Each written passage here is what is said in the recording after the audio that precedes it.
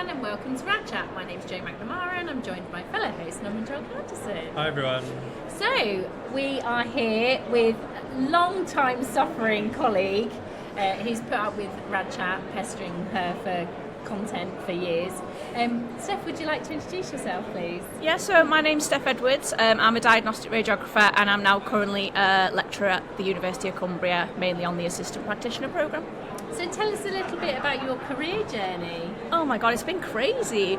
So I studied at the University of Salford for 3 years, so I studied there from 2020 to 2023. During that time I worked alongside a close friend, Tyler, who is usually with me but she's not here today, which is a shame. And this is where we met Jo and Naaman from Rad Chat, formed quite a close relationship with them. Like I said, like Jo said before, she has pestered us quite a lot for content, but I'm sure we've done the same too. So we work quite closely with the Society of Radiographers on social prescribing and person-centred care, and that was a lot of our student journey really, and it helped to give me a really good insight into lecturing. So I grew up wanting to be a teacher. Yeah. And then I kind of decided that it wasn't for me, primary school teaching, and I wanted to do something more healthcare based, but I knew I didn't want to be a nurse. It took me years to find radiography. And then I actually got chances to do a bit of guest lecturing for universities around social prescribing and active signposting, and I thought, hold on a minute, this is actually what I want to do. So I still do work clinically occasionally, however my main role is now a lecturer. I was very lucky that I applied for this lecturing post. I didn't think I'd actually get anywhere with it because there were 15 applicants who quite rightly on paper were a lot more qualified than me, because I'd worked for a year clinically at this point, so technically on paper they were more highly qualified. However, in the feedback I got from the interview, it was evident that apparently my passion for person-centred care and wanting to see diagnostic radiography as more than just pushing a button and pushing your students to believe in themselves more really shone through. And now that I'm able to do that for my own students, I absolutely love every part of my role currently. And you still get to keep a hand in the clinical stuff at the same time? Yeah, I think that's important. I don't probably get to do as much as I'd like currently. Life is busy, isn't it? And I think academically as well. I kind of underestimated how busy academics are, I suppose. But don't we all? It's very difficult, isn't it? The teaching is kind of probably about 5% of what I do, and the 95% is taken up with a lot more. But yeah, when I can, I think it's really important, and I think it gives a bit more purchase with our students as well, to be able to relate back to the pressures that they face. And I think that's really important to help them understand that, okay, I do understand the changes that are going on currently and can kind of sympathise and relate to that a little bit more.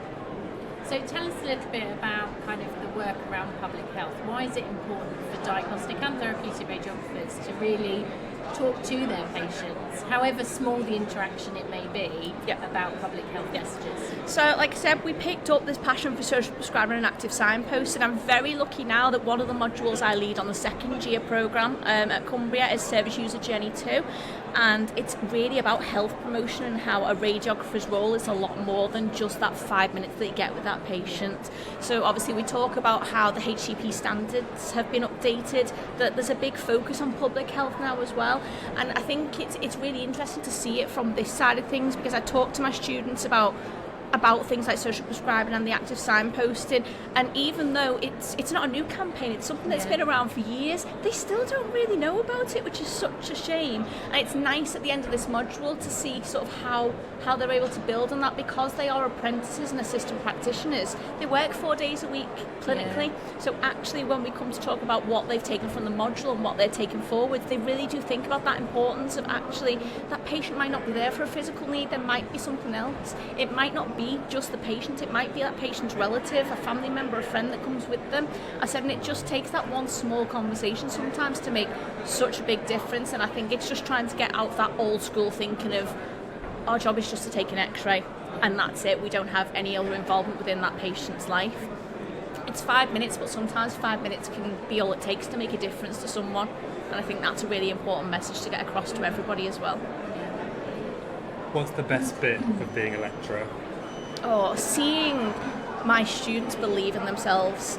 So I do teach on the undergraduate programme sometimes, however, like I said, my main role is on the assistant practitioner programme. So a lot of these students tend to be mature students, they've got families, they've got children, they probably left school not being very academically clever, and they don't believe in themselves as much as we believe in them. Clinically, they are amazing. Like, they tend to be a lot better than the traditional route, and that's understandable. They have a lot more placement hours, workplace hours, so we expect that to be the pattern.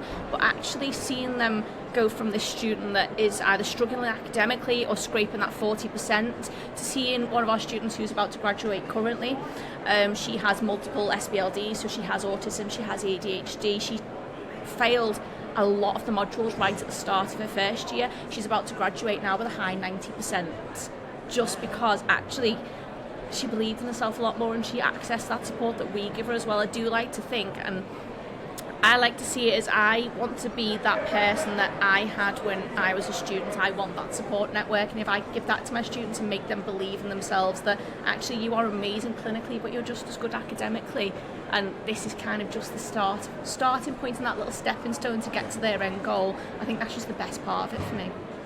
So what's the future for Educational? Because you've taken a little break from social media. And what would you like to, if time was not an issue, what would you love to do? And you said this was going to happen. I think we remember the podcast 2 years ago. Yeah, we don't want to say I told you so. No, we were like, no, it's never going to happen. But life has been so busy since. Obviously, clinically, we've both been really busy. I've got my new role academically. Tylee now works as a cross-sectional radiographer. So she's now got her band 6 post. She got married last year, so that kind of took a lot of our time as well. How dare she? Have a personal life. I mean, I did break my foot 4 weeks before a wedding, but that's a different story. But that was fun. Walking down the aisle in a cast was quite interesting, but it's good memories, and I think it wouldn't be us otherwise. You got the diagnostic pathway though, Absolutely. you know what it's like as a patient. Absolutely. I was like, please don't tell me it's done, but I think you know, don't you? But yeah, we've got a couple of posts in the pipeline that are planning to be posted this week.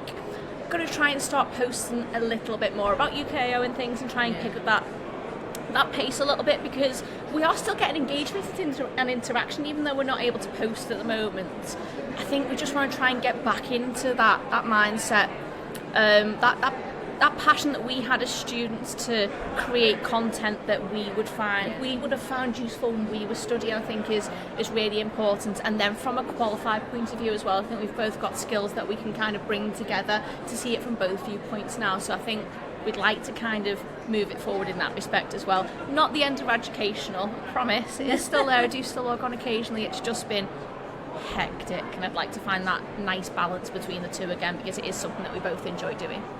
Oh, well, thank you so much for joining us without your other half. Oh no, thank you. And hopefully see you both again soon. Hopefully, thank you very much. Thank you.